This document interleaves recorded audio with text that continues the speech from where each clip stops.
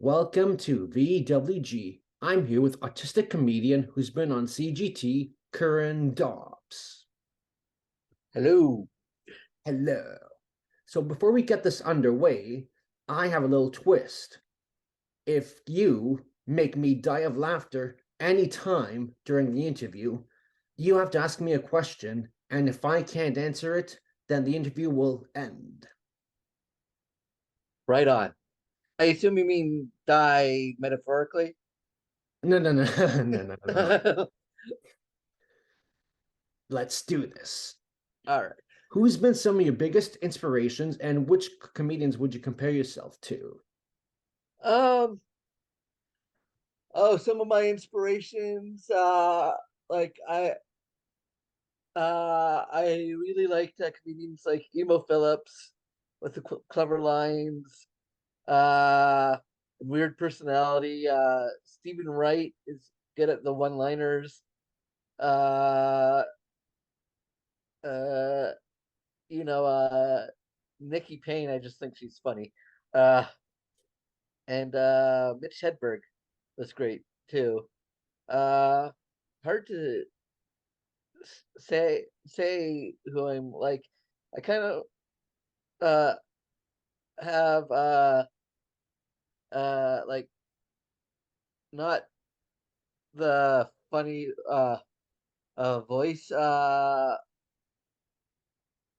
of oh, what's his face, that guy he was in Scrooge. He always talks, he has that nervous personality, but he always has that kind of, oh my god, or that kind of scared voice. Uh, Nice. well, I'm trying to. Take your time, take your time. Well, Bobcat Goldthwait. I kind of have like the nervousness of him, but without the weird, wacky voice. I also like groups like Arrogant Worms who do funny music. Anyways, Sweet. So, what thank does it you. mean to be an autistic comedian, and what's the message you're trying to give to future autistic comedians? Uh, what was the first part of the question?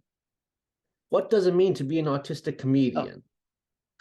oh, what does it mean to be an autistic comedian? Well, for starters, it gives me kind of a unique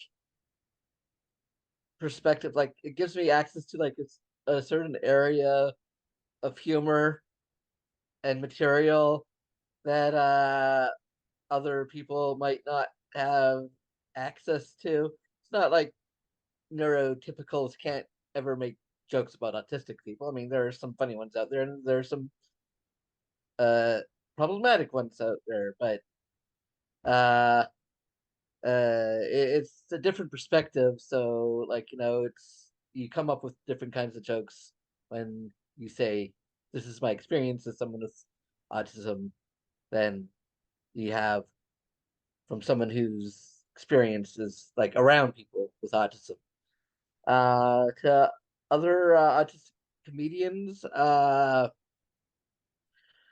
there, I think, if I mean, it's just about enjoying, do stand-up comedy because you enjoy doing stand-up comedy. If you're not, if you are enjoying the experience, and like, success is great. I kind of have got on to Canada's Got Talent by accident.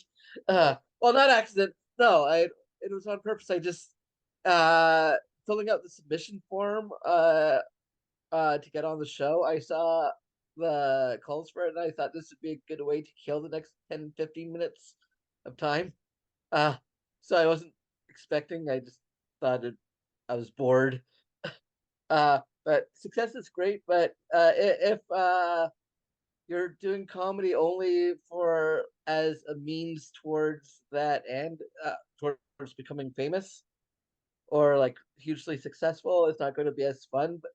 But if you're doing it because you like going to bars or shows or whatever and telling jokes, if you enjoy it regardless of how well you're doing, go for it, and you'll probably get a lot more success doing it because you love it than you will doing it because you're chasing success. You know what I mean? Yeah, go for it. Yes. So you performed on CGT. What did it feel like performing in front of the Howie Mandel? Uh, no, it was pretty intimidating. Uh, actually, less specifically about Howie Mandel and more specifically about performing in front of like up to 5,000 people, including my niece and nephew in the audience. That was the most intimidating part.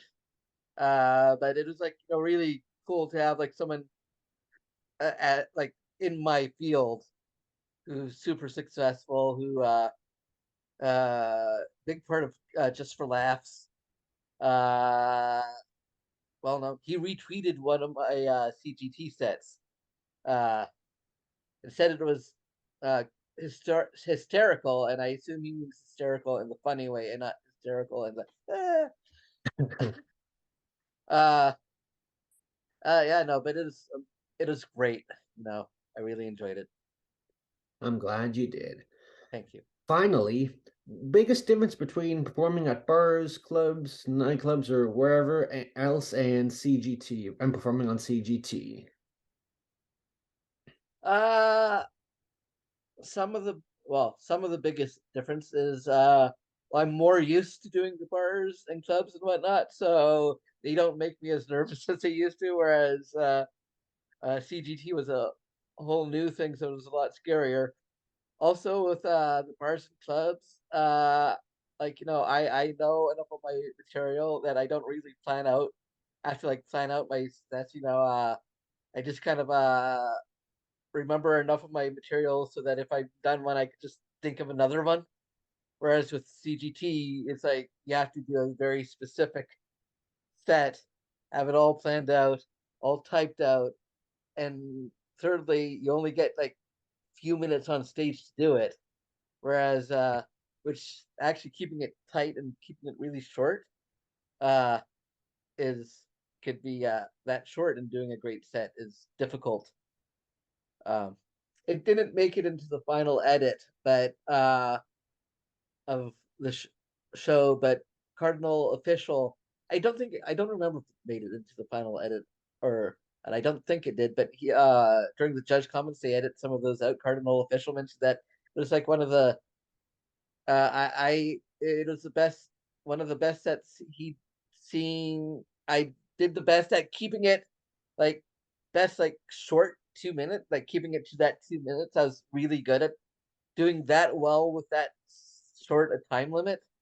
That it I was one of the best he had seen do that. Wow.